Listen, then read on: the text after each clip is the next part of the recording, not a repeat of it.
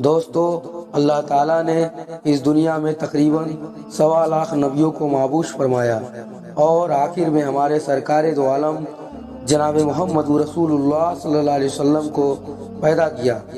آپ صلی اللہ علیہ وسلم نے اس دنیا میں رہنے والے تمام انسانوں کو جینے اور عبادت کا طریقہ سکھایا۔ اب اس دنیا میں کوئی نبی نہیں آنے والے، مگر اللہ کے اولیاء کا دروازہ قیامت تک چلتا رہے گا۔ آج ہم ایسے ہی ایک اللہ کے ولی کے بارے میں بات کریں گے۔ اس سے پہلے آپ ہمارے چینل دا گائیڈ کو سبسکرائب کر لیں۔ دوستو، ہارون رشید کا ایک بیٹا تھا جس کی عمر تقریباً 16 سال کی تھی۔ وہ بہت کثرت سے جاہدوں اور بزرگوں کی مجلس میں رہا کرتا تھا اور اکثر قبرستان چلا جاتا۔ وہاں جا کر کہتا کہ تم لوگ ہم سے پہلے دنیا میں تھے، دنیا کے مالک تھے، لیکن اس دنیا نے تمہیں نجات نہ دی حتیٰ کہ تم قبروں میں پہنچ گئے۔ کاش مجھے کسی طرح خبر ہوتی کہ تم پر کیا گزر رہی ہے اور تم سے کیا کیا سوال و جواب ہوئے ہیں۔ اور اکثر یہ شعر پڑھا کرتا، مجھے جنازے ہر دن ڈراتے ہیں اور مرنے والوں پر رونے والیوں کی آوازیں مجھے غمگین رکھتی ہیں۔ ایک دن وہ اپنے بادشاہ کی مجلس میں آیا۔ اس کے پاس وزراء عمرہ سب جمع تھے اور لڑکے کے بدن پر ایک کپڑا معمولی اور سر پر ایک لنگی بندھی تھی۔ اراکین سلطنت آپس میں کہنے لگے کہ اس پاگل لڑکے کی حرکتوں نے امیر المومنین کو بھی دوسرے بادشاہوں کی نگاہ میں ذلیل کر دیا ہے۔ اگر امیر المومنین اس کو تنبیہ کرے تو شاید یہ اپنی اس حالت سے باز آ جائے۔ امیر المومنین نے یہ بات سن کر اس سے کہا کہ بیٹا، تو نے مجھے لوگوں کی نگاہ میں ذلیل کر رکھا ہے۔ اس نے یہ بات سن کر باپ کو تو کوئی جواب نہیں دیا، لیکن ایک پرندہ وہاں بیٹھا تھا۔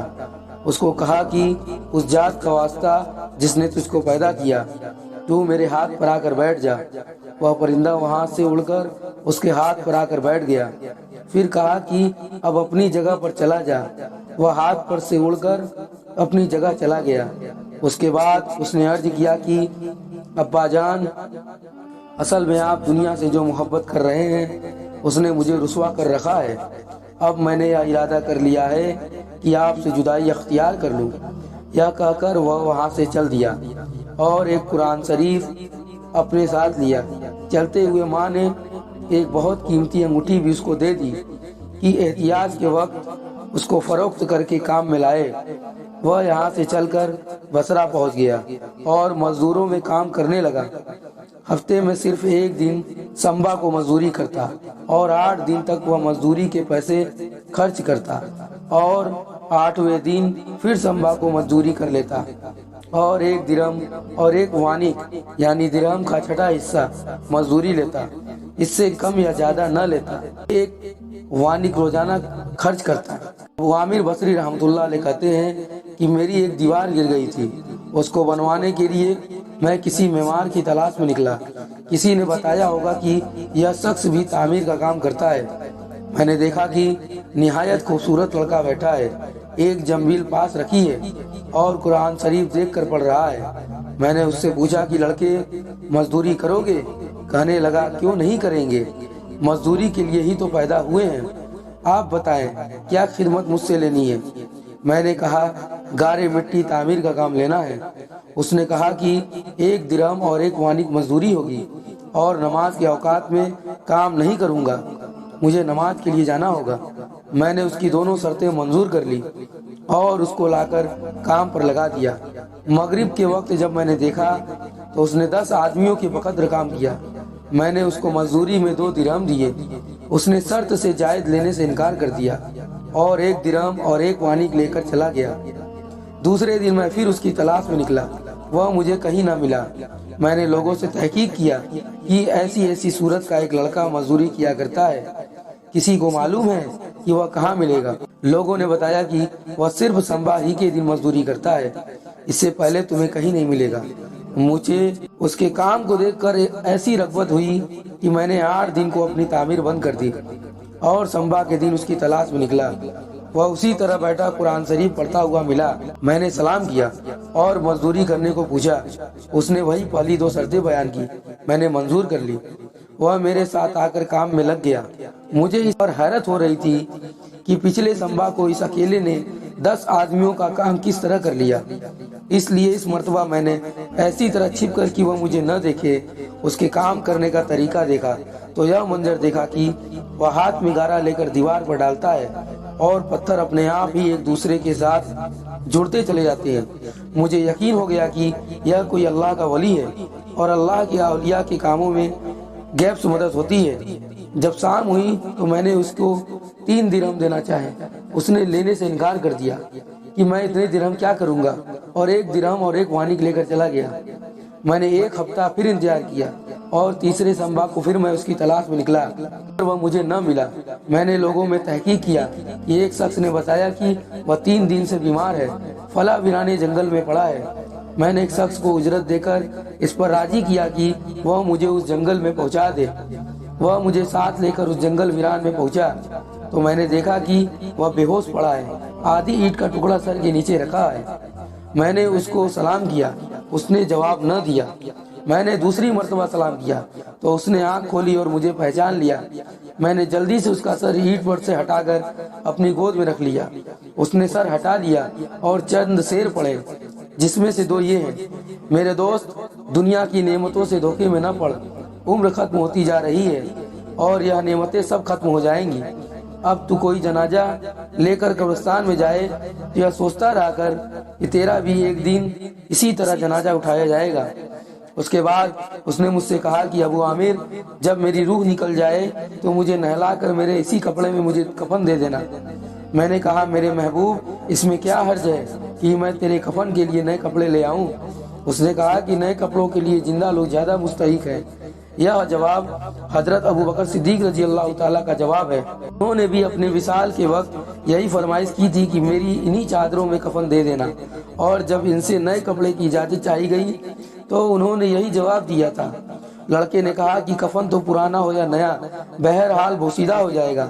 آدمی کے ساتھ تو صرف اس کا عمل ہی رہتا ہے، اور یا میری لنگی اور لوٹا میری قبر کھودنے والے کو مزدوری میں دے دینا، اور یا انگوٹھی اور یا قرآن ہارون رشید تک پہنچا دینا، اور اس کا خیال رکھنا کہ خود انہی کے ہاتھ میں دینا، اور یا کہہ کر دینا کہ ایک پردیسی لڑکے کو کا میرے پاس یہ امانت ہے، اور یا آپ سے کہا گیا ہے کہ ایسا نہ ہو کہ اسی غفلت میں اور دھوکے کی حالت میں آپ کی موت آ جائے۔ یہ کہہ کر اس کی روح نکل گئی۔ اس وقت مجھے معلوم ہوا کہ یہ لڑکا شہزادہ تھا۔ اس کے انتقال کے بعد اس کی وصیت کے مطابق میں نے اس کو دفن کر دیا، دونوں چیزیں گورکن کو دے دی، اور قرآن پاک اور انگوٹھی لے کر بغداد پہنچا، اور قصر شاہی کے قریب پہنچ گیا تو بادشاہ کی سواری نکل رہی تھی۔ میں نے ایک اونچی جگہ کھڑا ہو گیا۔ اول ایک بہت بڑا لشکر نکلا جس میں تقریباً 1000 گھوڑے سوار تھے۔ اس کے بعد اسی طرح یک کے بعد دیگرے 10 لشکر نکلے، ہر ایک میں تقریباً 1000 سوار تھے۔ دوسرے جتھے میں خود امیر المومنین بھی موجود تھے۔ میں نے زور سے آواز دے کر کہا کہ اے امیر المومنین، آپ کو حضور اقدس صلی اللہ علیہ وسلم کی قرابت رشتہ داری کا واسطہ، ذرا سا توقف کر لیجئے۔ میری آواز پر انہوں نے مجھے دیکھا تو میں نے جلدی سے آگے بڑھ کر کہا کہ میرے پاس ایک پردیسی لڑکے کی یہ امانت ہے جس نے مجھے یہ وصیت کی تھی کہ یہ دونوں چیزیں آپ تک پہنچا دوں۔ بادشاہ نے ان کو دیکھ کر پہچان لیا، تھوڑی دیر سر جھکایا، اس کی آنکھوں سے آنسو جاری ہو گئے، اور ایک دربان سے کہا کہ اس آدمی کو اپنے ساتھ رکھو، جب میں واپسی پر بلاؤں تو میرے پاس پہنچا دینا۔ جب وہ باہر سے واپسی پر مکان پر پہنچے تو محل کے پردے گروا کر دربان سے فرمایا، اس شخص کو بلا کر لاؤ، اگرچہ وہ میرا غم تازہ ہی کرے گا۔ دربان میرے پاس آیا اور کہنے لگا کہ امیر المومنین نے تجھے بلایا ہے، اور اس کا خیال رکھنا کہ امیر پر صدمے کا بہت اثر ہے۔ اگر تم 10 باتیں کرنا چاہتے ہو تو 5 ہی پر اکتفا کرنا۔ یہ کہہ کر وہ مجھے امیر کے پاس لے گیا۔ اس وقت امیر بالکل تنہا بیٹھے تھے۔ مجھ سے فرمایا کہ میرے قریب آ جاؤ۔ میں قریب جا کر بیٹھ گیا۔ کہنے لگے کہ تم میرے اس بیٹے کو جانتے ہو؟ میں نے کہا جی ہاں، میں اس کو جانتا ہوں۔ کہنے لگے وہ کیا کام کرتا تھا؟ میں نے کہا گارے مٹی کی مزدوری کرتے تھے۔ کہنے لگے تم نے بھی مزدوری پر کوئی کام اس سے کرایا ہے؟ میں نے کہا کرایا ہے۔ کہنے لگے تمہیں اس کا خیال نہ آیا کہ حضور اقدس صلی اللہ علیہ وسلم سے قرابت تھی کہ یہ حضرات حضور صلی اللہ علیہ وسلم کے چچا حضرت عباس رضی اللہ تعالیٰ کی اولاد ہے؟ میں نے کہا امیر المومنین، پہلے اللہ جل شانہ سے معذرت چاہتا ہوں، اس کے بعد آپ سے عذر خواہ ہوں۔ مجھے اس وقت اس کا علم ہی نہ تھا کہ یہ کون ہے۔ مجھے ان کے انتقال کے وقت ان کا حال معلوم ہوا۔ کہنے لگے کہ تم نے اپنے ہاتھ سے اس کو غسل کیا ہے؟ میں نے کہا کہ جی ہاں۔ کہنے لگے اپنا ہاتھ لاؤ۔ میرا ہاتھ لے کر اپنے سینے پر رکھ دیا۔ چند شعر پڑھے جن کا ترجمہ یہ ہے: اے وہ مسافر جس پر میرا دل پگھل رہا ہے اور میری آنکھیں اس پر آنسو بہا رہی ہیں، اے وہ شخص جس کا مکان قبر دور ہے لیکن اس کا غم میرے قریب ہے، بے شک موت ہر اچھے سے اچھے عیش کو مقدر کر لیتی ہے۔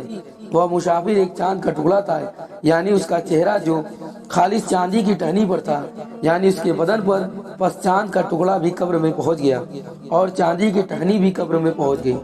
اس کے بعد ہارون رشید نے بصرہ اس کی قبر پر جانے کو ارادہ کیا۔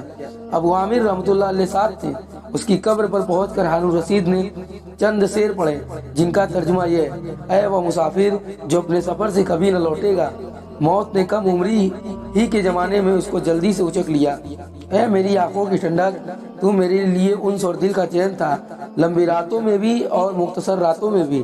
تو نے موت کا وہ پیالہ پیا ہے جس کو عنقریب تیرا بوڑھا باپ بھی پیے گا، بلکہ دنیا کا ہر آدمی اس کو پیے گا، چاہے وہ جنگل کا رہنے والا ہو یا شہر کا رہنے والا۔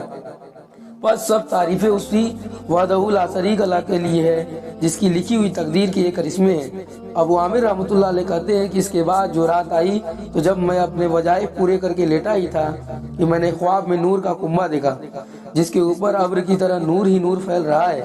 اس نور کے ابر میں سے اس لڑکے نے مجھے آواز دے کر کہا: ابو عامر، تمہیں اللہ تعالیٰ شانہ جزائے خیر عطا فرمائے، تم نے میری تجہیز و تکفین کی اور میری وصیت پوری کی۔ میں نے اس سے پوچھا کہ میرے پیارے تیرا کیا حال گزرا؟ کہنے لگے کہ میں ایسے مولا کی طرف پہنچا ہوں جو بہت کریم ہے اور مجھ سے بہت راضی ہے۔ مجھے اس مالک نے دو چیزیں عطا کی ہیں جو نہ کبھی کسی آنکھ نے دیکھی، نہ کان نے سنی، نہ کسی آدمی کے دل پر اس کا خیال گزرا ہے۔ یہ ایک مشہور حدیث فرماتے ہیں کہ اللہ جل جلالہ کا پاک ارشاد ہے کہ میں نے اپنے نیک بندوں کے لیے ایسی چیزیں تیار کر رکھی ہیں جو نہ کسی آنکھ نے کبھی دیکھی، نہ کان نے سنی، نہ کسی کے دل پر ان کا خیال گزرا۔ حضرت عبداللہ بن مسعود رضی اللہ تعالیٰ فرماتے ہیں کہ تورات میں لکھا ہے کہ اللہ تعالیٰ شانہ نے ان لوگوں کے لیے جن کے پہلو رات کو خوابگاہوں سے دور رہتے ہیں، یعنی تہجد گزاروں کے لیے وہ چیزیں تیار کر رکھی ہیں جن کو نہ کسی آنکھ نے دیکھا، نہ کان نے سنا، نہ کسی آدمی کے دل پر ان کا خیال گزرا، نہ ان کو کوئی مقرب فرشتہ جانتا ہے، نہ کوئی نبی رسول جانتا ہے، اور یہ مضمون قرآن پاک میں بھی ہے۔ کسی شخص کو خبر نہیں جو آنکھوں کی ٹھنڈک کا سامان ایسے لوگوں کے لیے خزانہ غیب میں موجود ہے۔ اس کے بعد اس لڑکے نے کہا کہ حق تعالیٰ شانہ نے قسم کھا کر فرمایا ہے کہ جو بھی دنیا سے اس طرح نکل آئے جیسا میں نکل آیا، اس کے لیے یہی اعزاز اور اکرام ہے جو میرے لیے ہوئے ہیں۔ صاحب روز کہتے ہیں کہ یہ سارا قصہ مجھے اور طریقے سے بھی پہنچا ہے۔ اس میں یہ بھی ہے کہ کسی شخص نے بادشاہ ہارون رشید سے اس لڑکے کے متعلق سوال کیا تو انہوں نے بتایا کہ میرے بادشاہ ہونے سے پہلے یہ لڑکا پیدا ہوا تھا، بہت اچھی تربیت پائی تھی، قرآن پاک بھی پڑھا ہوا تھا اور علوم بھی پڑھے ہوئے تھے۔ جب میں بادشاہ بن گیا تو یہ مجھے چھوڑ کر چلا گیا تھا، میری دنیا سے اس نے کوئی راحت نہ اٹھائی۔ چلتے وقت میں نے اس کی ماں سے کہا تھا کہ اس کو یہ انگوٹھی دے دے۔ اس انگوٹھی کی یاقوت بہت زیادہ قیمتی تھی مگر یہ اس کو بھی کام میں نہ لایا، مرتے وقت واپس کر گیا۔ یہ لڑکا اپنے والدہ کا بڑا فرمانبردار تھا، جس باپ کی دنیا داری سے یہ صاحب زیادہ رنجیدہ ہو کر گیا ہے، یعنی بادشاہ ہارون رشید بہت نیک دل بادشاہوں میں ان کا شمار ہے۔ دولت اور ثروت کے ساتھ لغزشیں تو ہو ہی جاتی ہیں لیکن ان کے دینی کارنامے تاریخ کی کتابوں میں کثرت سے موجود ہیں۔ بادشاہت کے زمانے میں 100 رکعت نفل روزانہ پڑھنے کا معمول مرتے وقت تک رہا اور اپنے ذاتی مال سے 1000 درہم روزانہ صدقہ کیا کرتے تھے، 1 سال حج کیا کرتے تھے اور 1 سال جہاد میں شرکت کیا کرتے تھے۔ جس سال خود حج کو جاتے اپنے ساتھ 100 علماء کو ان کے بیٹوں کے حج کو لے کر جاتے، اور جس سال خود وہ حج نہ کرتے 300 آدمیوں کو ان کے پورے خرچے اور سامان لباس وغیرہ کے ساتھ حج کو بھیجا کرتے، جن کو خرچ بھی بہت وسعت سے دیا جاتا اور لباس بھی عمدہ دیا جاتا۔ ویسے بھی عطایا کی بہت کثرت ان کے یہاں تھی، سوال کرنے والوں کے لیے بھی اور بغیر سوال کے استدان بھی۔ علماء کا ان کی مجلس میں بہت اعزاز تھا اور ان سے بہت محبت کرتے تھے۔ ابو معاویہ زریر رضی اللہ تعالی مشہور محدث نابینا نے ایک مرتبہ ان کے ساتھ کھانا کھایا۔ کھانے کے بعد خود ہارون رشید نے ان کے ہاتھ دھلائے اور یہ کہا کہ علم کے اعزاز میں نے دلائے ہیں۔ ایک مرتبہ ابو معاویہ رضی اللہ تعالیٰ نے حضور اقدس صلی اللہ علیہ وسلم کی حدیث جس میں حضرت موسیٰ علیہ السلام کے مناظرہ کا ذکر تھا بیان کی۔ ایک شخص نے یہ کہہ دیا کہ ان دونوں حضرات کی ملاقات کہاں ہوئی تھی؟ تو بادشاہ کو غصہ آ گیا اور کہا میری تلوار لاؤ۔ زندیق بدین حضور صلی اللہ علیہ وسلم کی حدیث پر اعتراض کرتا ہے، نصیحت کی باتوں پر بہت کثرت سے رونے والے تھے۔ دوستو اگر سے ہماری ویڈیو اچھی لگی ہو تو ہمارے چینل کو سپورٹ کریں۔